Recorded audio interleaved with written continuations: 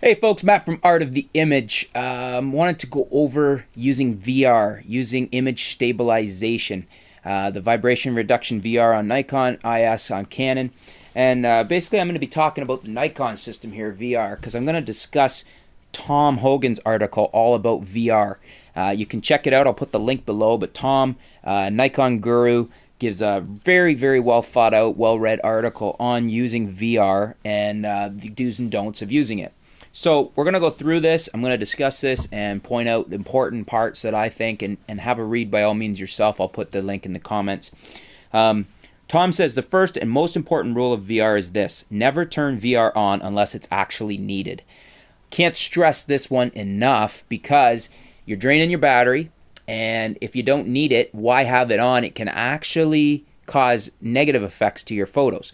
So basically, if you're shooting something where your shutter speed is up high enough that you don't need VR, and Tom comes to his second point, he lists that as 1/500th, so basically a 500th of a second, don't turn on the VR or the IS because it's not doing anything for you.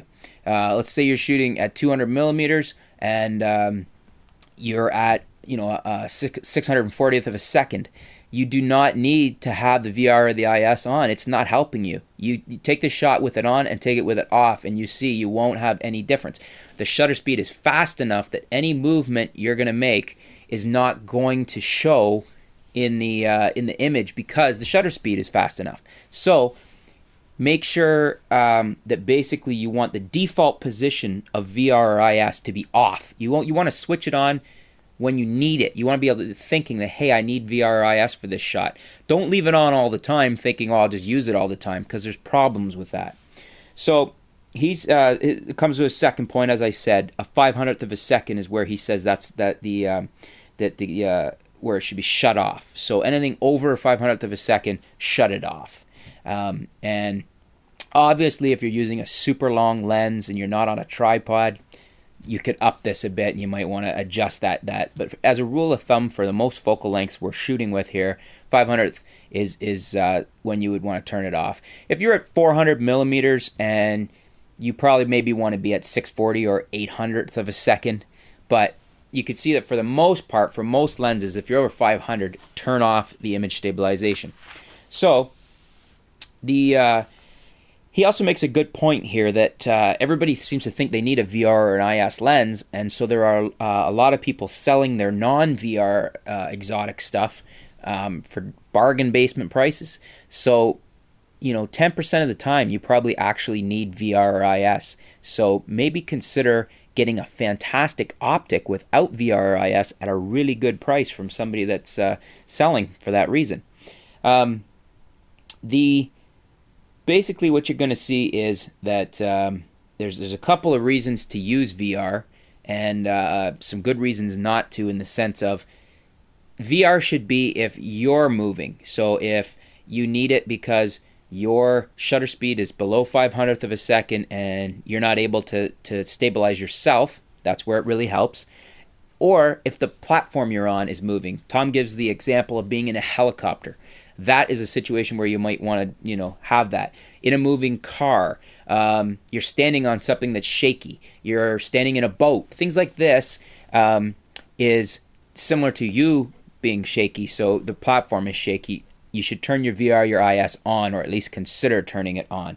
If your subject is moving, and this is where a lot of people get confused on VR and IS, it doesn't help at all with a moving subject. People think, oh, I've got my IS turned on, I've got my VR turned on, I can knock my shutter speed right down to a 15th of a second, and I'm going to shoot that running dog or that child playing that's moving, or something like, even a person walking.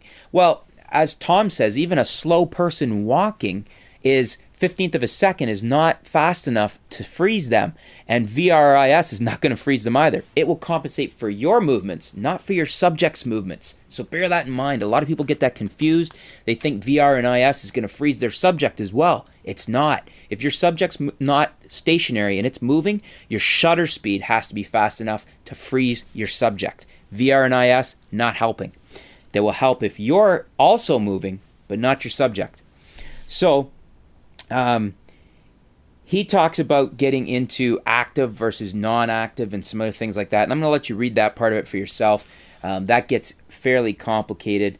His helicopter example comes in. I'm not going to go right into all the details of that. But basically, he also makes some good points too. He says that VR doesn't remove all motion. It only removes camera motion, which is what I just was getting at with you moving. And so it'll freeze your camera motion. So that's you moving it with your hands, or you're not stable enough, so you're shaking, or you're on a platform, boat, car, helicopter, whatever that's moving. It'll help with that. It will not help with your subject moving. So again, just bear that in mind. Camera motion, not subject motion, is what VR and IS are for. He also says that if you're panning the camera correctly, VR or IS should be on. It should be switched on. So that basically means the reason for that is that VR or IS is activated when you hit the trigger to focus. So it's not on all the time. It comes on when you start to focus. So while you're panning, it doesn't really matter whether it's on or off, because it's not going to come into effect until you start to focus the camera. And he says at that point, it's okay to leave it on. So another good point too in that point, the sub point that he points out, is that with the Nikons in the VR system, if you're using the built-in flash, the camera's flash takes priority over VR. So what the camera's going to do is it's going to cut off power to the VR while the flash is recharging. So if you got the pop-up flash up and you're using it, don't think your VR is going to be working at the same time. If you keep shooting and the camera's trying to recharge the flash, the VR has had the power cut off of it. So you want to bear that in mind. And then Tom points out at rule number 8 here, you must read your lens manual and see what it says about use on tripods. He actually goes for real, he says, below that, and says, if your camera's on a tripod, turn the VR off. If your camera's on a moving platform, turn it on. So those are his rules that he says override what's in the manual. But basically he says the manual says to turn VR off when on a tripod, and specifically says that the VR system detects when the camera is on a tripod. Well, this will depend if it's VR2 or VR1. So that's where he's saying that the real world rules are, if the camera's on a tripod, turn the VR off. If it's on a moving platform, then consider turning it on, or if you're shaky, turn it on. He talks about how if you have the VR on all the time and you don't turn it off when you don't need it, which is probably 90% of the time, you can actually have shots spoiled. There's a lot going on in there, gyroscopically and electronically inside that lens to stabilize it when you have the VR or the IS on. So a lot of times the focus isn't as fast because the VR has to finish stabilizing. And not only that, it draws more battery power. And then the lens centering. Your lens is not, your image is not going to be exactly what you framed when you look through the viewfinder, because the centering changes a little bit when the VR is on. So you want to bear that in mind as well. And then the other thing is he talks about a spoiled by VR shot. And basically he says it's probably too harsh a term to say spoiled, but suboptimal, not quite as good. And he says it looks like the edges have a little bit of growth to them, and then that growth is a little bit directional, has a little bit of directionality. So basically, you can get the odd shot where you can actually see a bit of the effect of the VR on the shot, and it's not the best shot you could have got. So these are situations where you should have had the VR off, and again, probably 90% of the shots you're going to take, the VR would be better to be off, and you want to leave it in off as your default position. Turn it on when you consciously know you need VR, because then you're never going to have any spoiled images from the VR not being quite right, or not catching up, or you didn't quite get the focus on because the VR hadn't locked on yet. And then in the circumstances when you do need the image stabilization, you do need the VR, you turn it on, you're consciously aware of it, and that's when you get the good shot using it like the tool it is. So basically, rule of thumb here is leave VRIS shut off as your default position. When you're shooting in a situation, a situation that you need the VR, that you know you consciously could make use of it, then turn it on.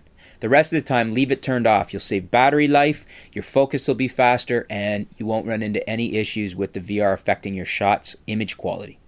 Anyways, folks, there you go. Have a look at Tom's article. I'm going to post the link below. And thanks for tuning in. Stay tuned. We'll be back soon with some more video posts, some more articles. We'll keep you up to date with what's going on in the world of photography. Thanks a lot.